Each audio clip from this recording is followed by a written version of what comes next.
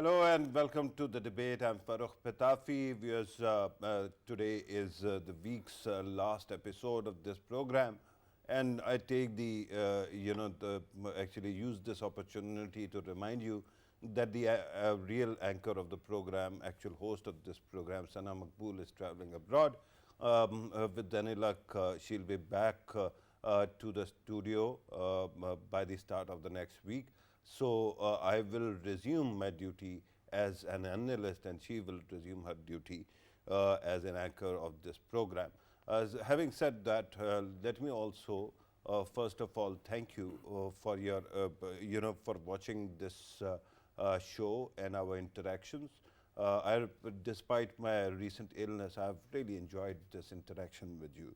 So today we are going to talk about two very important topics. One of them is something that we have been discussing since 2014, but unfortunately it seems that the well of pseudo or fake news that India had started first from Srinivasan group, that doesn't seem to have ended.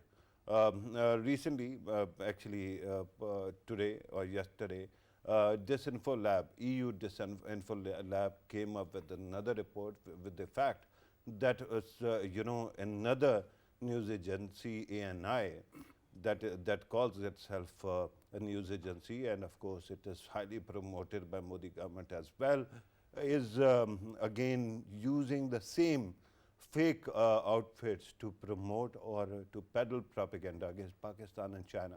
Of course, it is a matter of China's concern when it comes to how China is represented. But regarding Pakistan, if you are on social media, you must and you will come across ANI's propaganda campaigns, and they are obnoxious. The way Pakistani leaders have been confronted by Indian trolls, particularly disguised as ANI's reporters on international forums, is also not a small thing.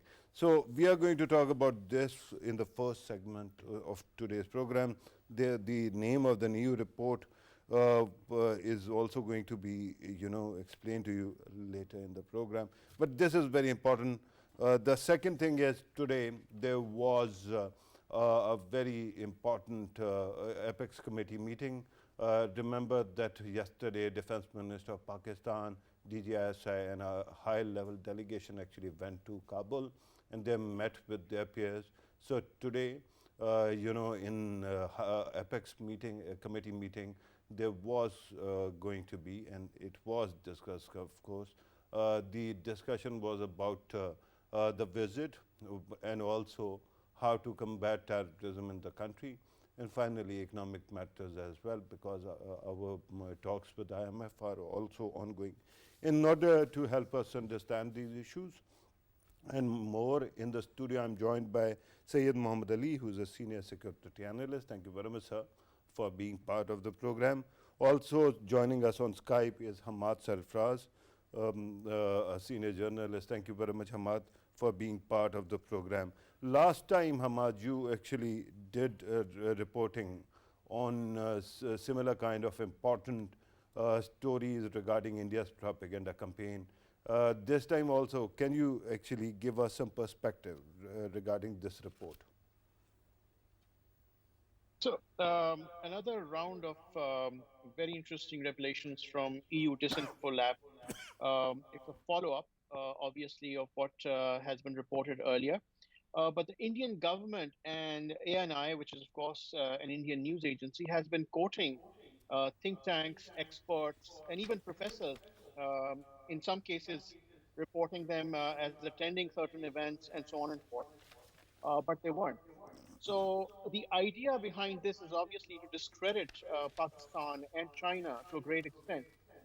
And I think I'm not surprised again to see what India is up to and what these news agencies in India are doing. Because to understand this, one must sort of take a step back and see that India has been downgraded several levels on the democracy index as well. And such regimes usually employ such tactics to discredit other countries, individuals, and so on and forth. Right. But the question, Hammad, is that these things have been exposed in the past as well.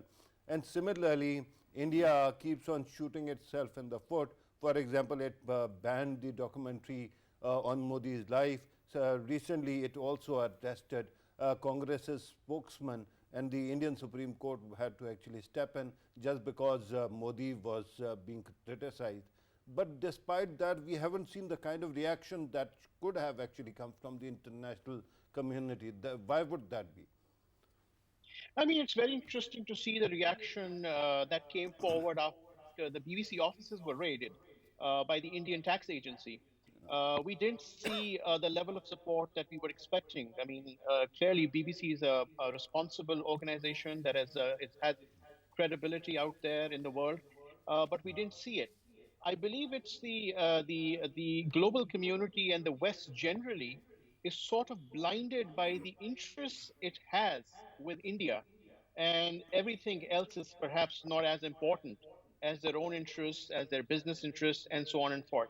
India, obviously, for them is a player, and in that aspect, they end up ignoring its human rights violations and other things that India has been up to, including the arrest of the Congress party spokesperson and many other And attempts umpteen by the other Modi examples. government.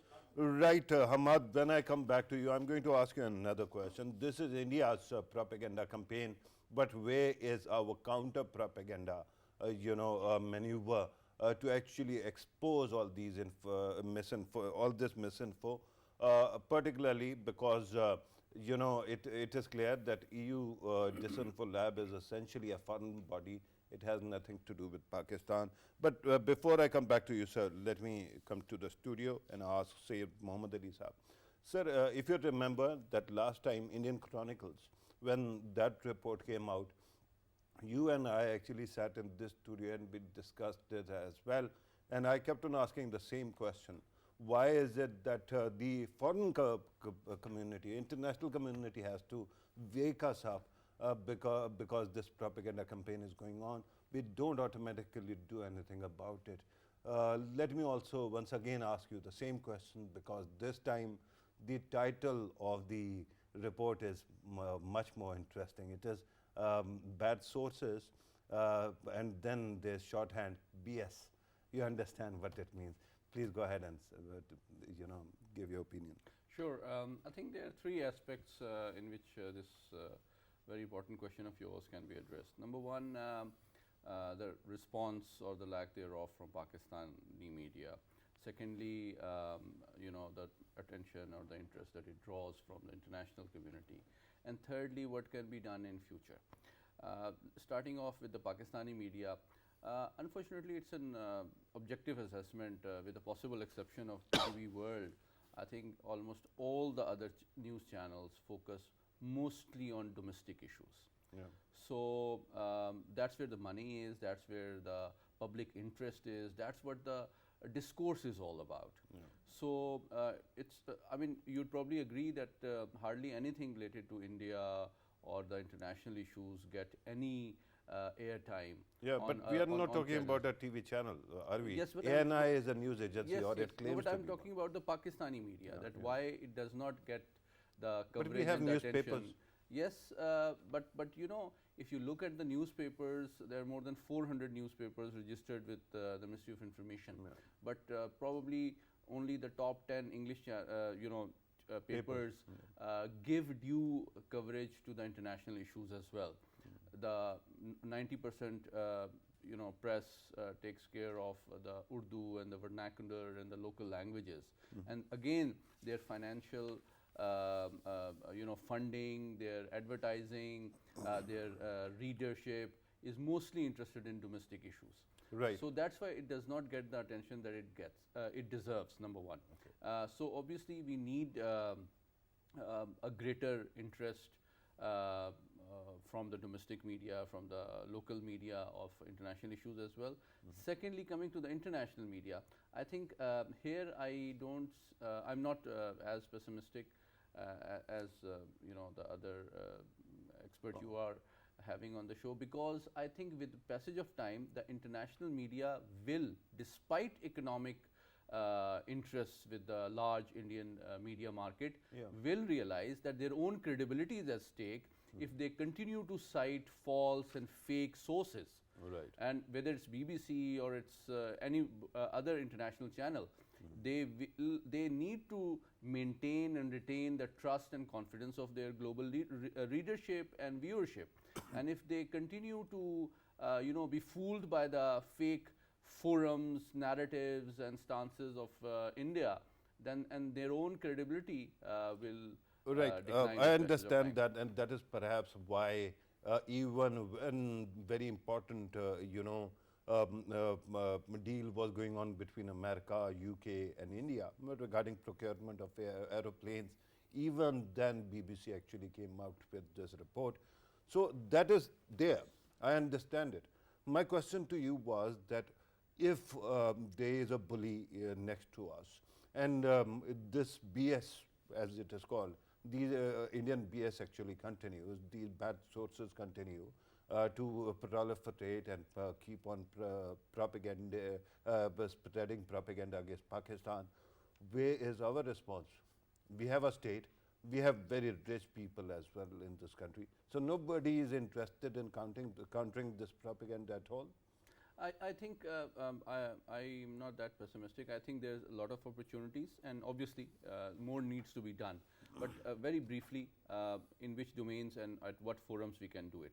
Legally, I'm sure our mission in Geneva should take it up, because you would recall, even with the previous episode, Take it up with whom? With the UN and at Geneva, at the legal forums as well, because some of these reports have been presented and to mislead the UN in New York, in Geneva, and other, especially when their poor and dismal human rights record was to be addressed. So it's very important, because it should be raised at the relevant legal forums, But Ali at Sahab, the relevant diplomatic forums. absolutely. Yeah. But Ali Sahab, if you remember during Indian, when Indian Chronicles expose actually came out, Yes. at that time it was said that they are fake NGOs. They have even Yes. revived a dead, professor to spread a lot of propaganda. And then they kept on saying, focusing on the propaganda tactics of Indian government. I totally get it. But since then also, at this moment, you know how well placed ANI is within India. And all those so-called NGOs which had gone actually defunct, belonging to Srinivasan group, they have been revived, and ANI keeps on reporting or using them twice, thrice a day. So how do you actually go to the UN and talk about it, because it is a local matter? So, I mean, obviously the legal and the diplomatic aspect is one, but when it comes to the information warfare, that is also a reality. And I think there are 2-3 aspects which also need to be considered by our relevant stakeholders and media professionals. One is that, thanks to the globalization, the ingress of the international media within Indian market is also increasing. So when this reality is shared by international media with the Indian audience itself, I think gradually their own people, their educated, Right, and that moderate is people will realize that absolutely. their state But and this are misleading them. But look at it, a state, Indian state, which can censor YouTube, Twitter, Facebook, and umpteen other sources. Do you think that they are going to allow international media's ingress, especially if it is addressing this? I'm going to actually come back to you, sir, and ask this question. You will continue throughout the program, but Hammad later will leave us during the next segment. So let me go back to Hammad. Hammad, your take on this. Why is it that Pakistan is not responding, if not in kind, at least fighting this propaganda on a proactive basis? I have a sort of a very aggressive approach towards this. Pakistan needs to be more confident about its truth, because India is clearly more confident and perhaps more confidently selling its misinformation than Pakistan can sell its truth. And this, I think, cannot go just through the media. The Pakistani diplomats all over the world need to perhaps engage with policymakers, think tanks, and sort of expose similar Indian operations that have never stopped. I think they continue. And this is what I think needs to happen. Engage with the policymakers, let's say in Brussels, in other capitals in the world, and inform them about what the Indian government has been up to. I mean, there is no shortage of exposures on India's government and the Modi regime. All Pakistan needs to do is perhaps start talking more actively, engaging more people and people in power and position elsewhere in the world. Yes, I agree with the other expert here that the media is not doing enough. The media has to do more. The media needs to constantly hammer and report and expose such stories. I don't think we've seen that. I agree. I agree at Right. this point. But Hamad, here are two big concerns. Whenever we talk about such propaganda campaigns, in the end, it turns out that we entirely fail to counter this kind of propaganda or pseudo narrative. That is presented by Indian sources. Indian government in the past 9 years has been a gift that has keeps on giving. Repeatedly, they have actually shot their country in the foot, at times even in the temple. But we haven't actually benefited from that at all. Look at how they dealt with the CAA or NRC. Look at how they dealt with Kashmir. Similarly, their own minorities, the way the Indian minorities are attacked or killed, every other day. We don't seem to be interested. And whenever any media outlet claims responsibility that it is going to counter, in the end it becomes some very weird kind of narrative building exercise where half the time, or if not more, we end up attacking our own Democrats rather than India's negative elements. Why would that be? I think we've forever been in this apology mode where we can't somehow express openly what's happening in India and what India has been doing about Pakistan. For certain reasons, which I fail to understand, why every time India makes a mistake, Pakistan fails to capitalize on it. Pakistan has a great mileage to achieve every time India stumbles, and India stumbles every other day, whether that be their democracy, whether that be their media, or whether that be their treatment to minorities, including Muslims in Kashmir and in India. But I don't see Pakistani media rising up to that level to even sort of get some foreign experts and even to talk about the subject more openly, report it more widely as it should be. Perhaps it is got to do with a lot of our domestic agenda being so heavy. Maybe that's one reason. But I think we need to rise above this. We need to counter the Indian narrative in the media because clearly, I mean, they don't have a leg to stand on. I mean, with these reports coming out from such credible institutions like EU Disinfo Lab, why is Pakistan shying away? Why is the Pakistani media shying away from reporting it more openly and criticizing it more openly? I think that is a question that we in the media also need to sort of think about. All right, let me come back to the studio. Syed Mohammad Ali Saab, you have heard our other guest, Hammad Sarfraz. Your quick comment regarding, what Pakistani media or Pakistani outlets could have done, and regarding all this mushrooming of new media outlets, where apparently the reason that is given is to counter propaganda against Pakistan, sometimes CPAC, sometimes Pakistan's interest in Central Asia. All these publications end up talking more about domestic agenda and spreading, rumors about our own nationals rather than India's propaganda campaign. Why would that be? And all these international, forums. Pakistan has universities, Pakistan has think tanks. Why can't they do their bit to counter this narrative? I think I agree with you that this misinformation and disinformation campaign and network indicates three things. Number one, that India's long-term, bipartisan, consistent national security objective is to malign, isolate, and sham Pakistan. Number one. So we need to understand it that it's not just Modi specific, it's a national security objective of India and Pakistan's national security challenge, because in the psychological domain, in the media domain, whether it's global, regional, or domestic, we are constantly under threat and aggression, number one.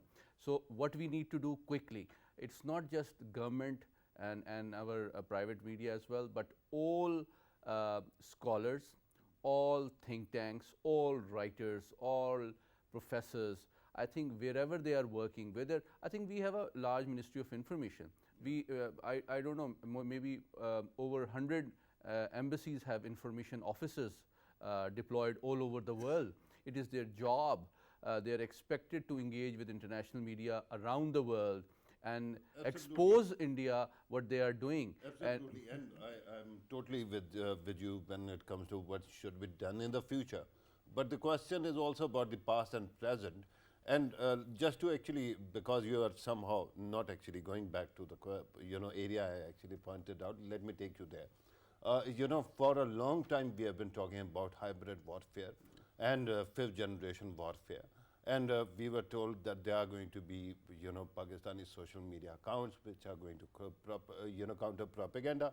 But recently, because when Imran Khan Sahib was being removed from power, half of them went total bonkers.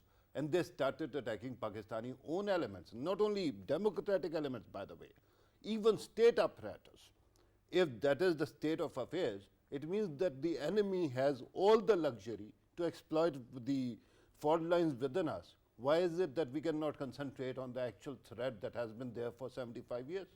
I agree with you, and you recall in my first intervention, that's exactly what I stressed, that the manner in which our media functions, is structured, trained, and works is primarily 90% of its content is domestic.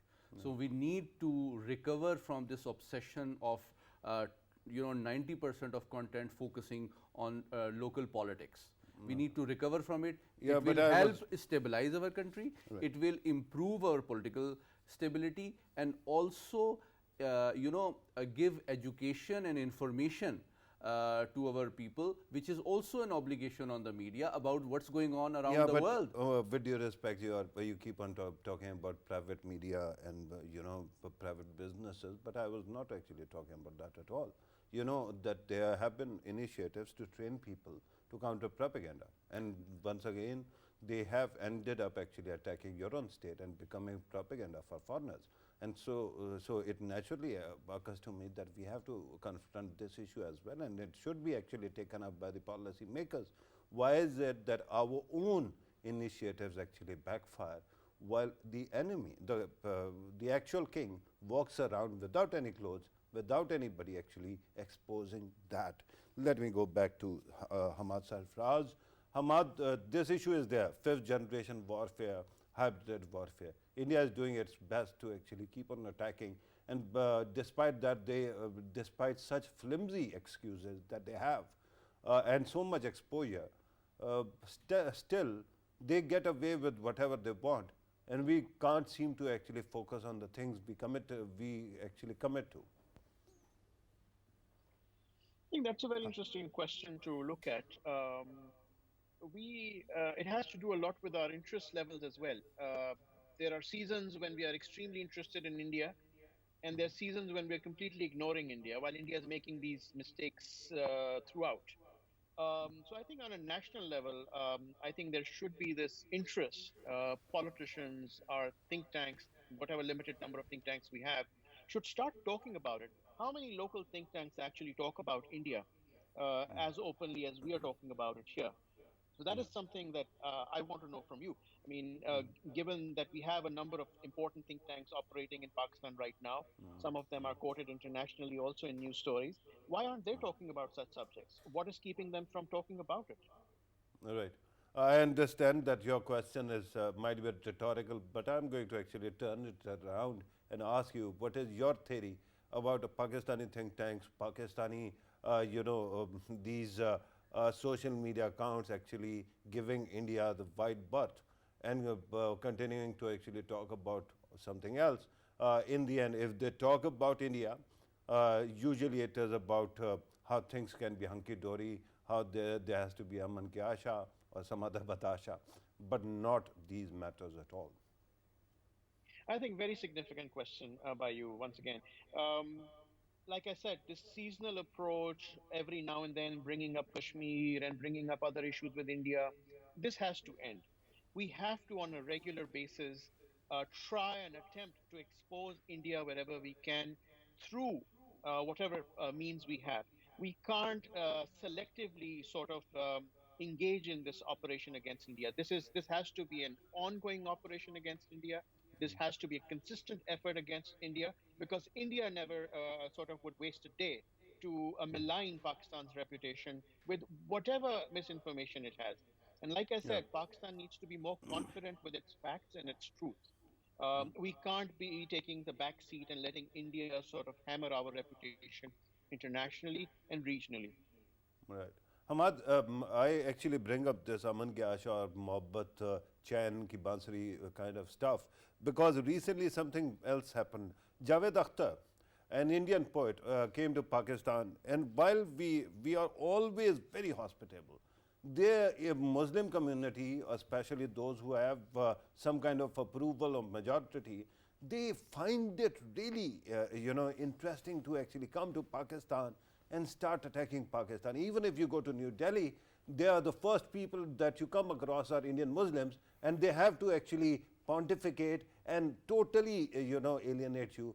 After that, Hindus or other majority elements take over, and they are kinder. Why is it that when we go to India, our response is, wow, you're great, we want to be friends. But they feel, that they have to come here and end up doing exactly this thing repeatedly. If India is a budding superpower, what is this obsession with somehow trying to badmouth a country which is not really there? I think another very interesting observation, because Mr. Javed Akhtar was here on our soil and he decided to use that opportunity to sort of malign Pakistan once again. The interesting part is that whenever our artists, whenever they were allowed to be in India, they would always sugarcoat everything. And that I think this apology mode, we need to switch it off, because there is a lot that India is doing. Now we see a great number of our artists talking about why isn't Mr. Javed Akhtar talking about Kashmir or the Muslims that have been persecuted within India and in Kashmir. We're seeing a lot of social media activity on with these kind of remarks now. But when they are in India, of course, for their own interests as well, our artists are sugarcoating things to blend in, to gel in, to see if they can get a return visa to the to Indian territory, and so on and forth. I think it's about time. It's about time that we stand up for what is right. It's about time that we speak for communities, for the Absolutely. voiceless in India. And that's not just the Muslims, it's the Christians as well. It's all minorities, it's the Dalits as well. So Yeah. what are we trying to do? Appease Let me Mr. correct Modi? you there. Let me correct you there. Dalits are not a minority. In India, they're majority. Well, yeah, exactly. Sorry, Brahmins are actually 5%, and there's some kind of a lead capture. And they ended up finding a lower cadre mascot in Modi, and that's how they actually play the game. But actually, it is the upper two castes which keep and on also, exploiting the situation. But on that, Ahmad if I, Sarfraz, I have sorry. to thank you, sir. Thank you very much for being part of the program. Regarding Javed Akhtar Sahab, I understand that the kind of persecution Indian Muslims are going through, and this desire to keep on proving your loyalty to your state, which doesn't see you as originally their own. I think let us hope that after this phera that he actually carried out, when he goes back, his family is spared of all this love jihad BS, again BS, and all that kind of persecution where you have to keep on repeating that I love India, and yet India says you are not one of ours. Next time when we are going to actually come up with NRC, national NRC, we are going to declare you foreigners and go to Pakistan or go to Afghanistan or wherever you want to. Let us hope that doesn't happen to him and he gets all the cushy jobs and approval that he wants. Let me come back to you, Muhammad Ali Sahab, because these matters are important. We keep on talking about the need to counter this propaganda and this mentality. Hardly ever anything is done. When are we going to wake up? Are we supposed to smell some coffee? Absolutely. I think it's about time, and it's in fact long overdue. And I think strategically as well, it's a good and useful opportunity for our diplomats, for our scholars, for our journalists, for our opinion makers around the world, and also partly our diaspora as well, to expose India, its true character and its reality to the world, that India is not what it is pretending to be, and its media is not sharing the truth, is not articulating the realities, and it does not deserve the space and opportunity that the rest of the world is so far tolerating. And I think, but this is not going to happen naturally, organically, or immediately. Right. There has to be a lot of effort, a lot of commitment, and a lot of investment in money, in capacity, in human resource, in effort. And as our friend earlier pointed out, I reiterate and agree with his view, there has to be a consistency. It's not that whenever an international organization digs up or exposes India, then we cashes on it and capitalize on it or try to exploit it. We hardly even Yes, do that. Right? absolutely, absolutely. But I totally get what you're saying. My concern repeatedly is that this mentality, this unhealthy obsession with Pakistan, that their external affairs minister, if he has to prove his bona fides, he goes on international forums and repeatedly keeps on talking about you. It is unhealthy. You claim to be a budding superpower. Why should you be spending any time thinking about a country that you claim hasn't arrived and is going to suffer?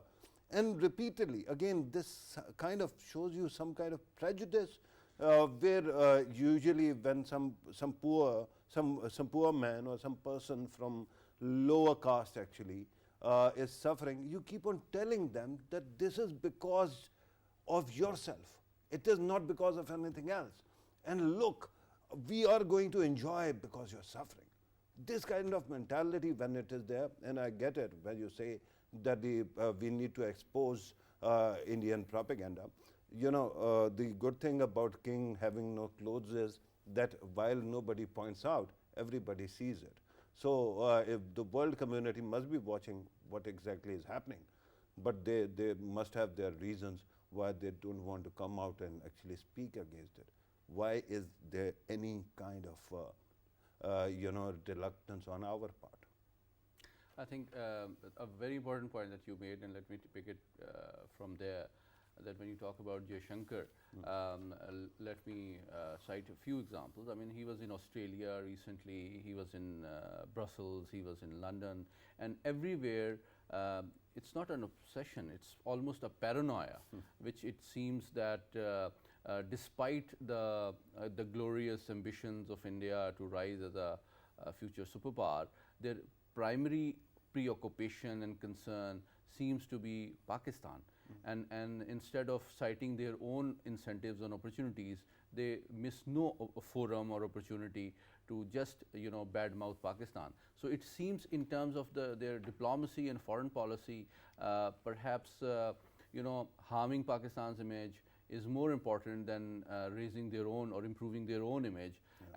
But perhaps this is one of their tactics to divert the world attention away from the bitter, the cruel, the inhuman reality of the society, the culture, the polity that the India currently is unsuccessfully trying to hide under the veneer of economy and military might. Right. Or maybe it is also the fact that guilty conscience, perhaps some kind of inferiority complex, because Jaishankar is the same man who actually threw his own professional class under the bus, betrayed it, just to prove or stay in power and get all these perky positions that he has got. And he has been betraying India's cause as well. So that might also be guilty conscience, that he keeps on washing his hands out, you spot, right? But having said that, my only thing is, come on, the country, 220 million people are already suffering a lot. Economy is in bad shape. Terrorism, I have never used a gun against anything. I have never killed anyone. Why do you think I should suffer because there is terrorism? This kind of mentality is sad. and somebody will have to actually start speaking out against it. Well, let me go to the other topic, which I was just reminded is very important, and we have to actually talk about that as well. Apex committee actually met, led by the Prime Minister. Opposition led by Imran Khan Sahab was no show. Army Chief, DJSI, various ministers were there. You know, Pakistan once again reiterated its resolve to fight terrorism you know, confront all such elements who might be facilitating terrorism.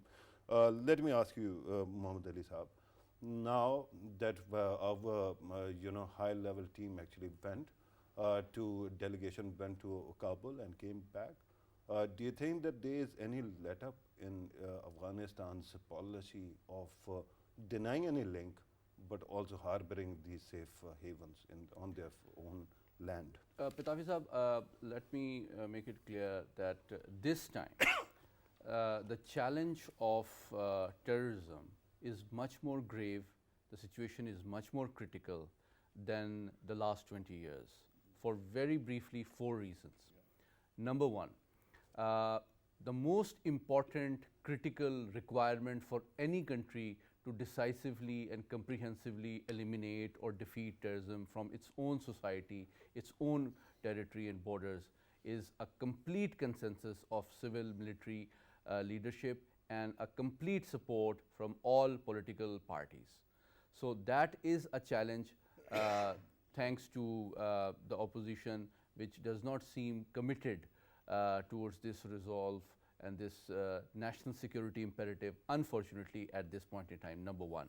The second factor is obviously economic challenges also constrain your ability to launch a massive, long-term, comprehensive campaign against it, because earlier we were allies and we were getting some financial assistance, which is not forthcoming as substantively as it was earlier the case. The third aspect is, in Kabul, a sympathetic government is in power, which shares the ideology sympathetic to TPTP. Okay. Because let me frankly and candidly and unambiguously share it with your audience, that the ideology is the same. The territory is the difference. So when Pakistani state and stakeholders expect... And by the way, Caliph is also the same. Absolutely. Amir al-Momineen. Absolutely. So when you expect the state of Afghanistan and the current interim government to be more sympathetic to Pakistan's security concerns and territorial integrity and sovereignty than those with whom they share their ideology and some sort of you know, cultural sympathy as well, I think it's a lot to ask. However, there is a ray of hope, because immediately after the very high-level visit to Kabul, which included our defense minister, our DGISI, our foreign secretary, our special envoy on Afghanistan, there are reports that some very senior TTP commander was killed in Kunar province yesterday. So, and there are reports by that the Afghan forces? I'm not aware that or some drone or something who was involved, but there are credible reports from Afghanistan that there are some series of successful attacks on important high-value TTP targets within Afghanistan. So that is simultaneously afoot when there is a very effective 24/7 IBO operations being launched across the length and breadth of Pakistan, whether it is Karachi, whether it is Bannu, whether it is you know, Fata and other areas. So it is very important that the Prime Minister took the nation into confidence and immediately held this very important meeting within 24 hours of the high-level visit to Kabul, in which I am sure that our leadership sort of warned the Kabul administration that enough is enough. Our patience is running out, and if they are unable to take these TTP and ISKP factions to task, then Pakistan might be forced to take matters in its own hands, and that will not augur well for Kabul. Right. And regarding what you just said, you said the patience is running out. One, we must have some inexhaustible, deposit of patience, because it has been running out for quite some time. It doesn't seem to run out anyway. Do you think that we have, if it runs out, what kind of levers we have to control the outcome in Afghanistan?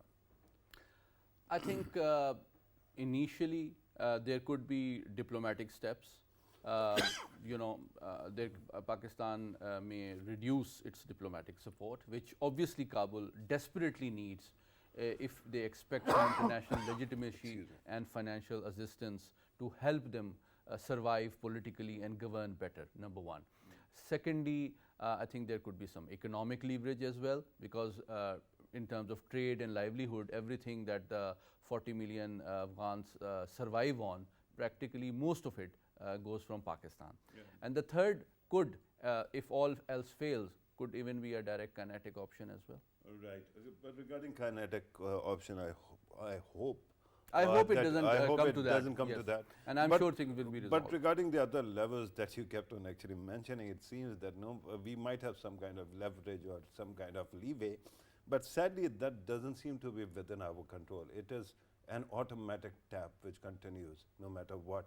Dollars keep on getting smuggled to Afghanistan, so do many commodities, and we don't seem to be able to stop it. But in any case, let us hope in coming days we see some kind of progress regarding this issue, because it has killed a lot of people already. Syed Mohammad Ali Saab, thank you very much, sir, for being part of the program. Viewers, you have listened to our participants. One on India's malicious campaigns and propaganda campaigns, and you have also looked at Afghanistan situation as well. We have to wait and see what kind of strategies we come up with regarding both these issues. This was today's program. Thank you very much for watching. Take care.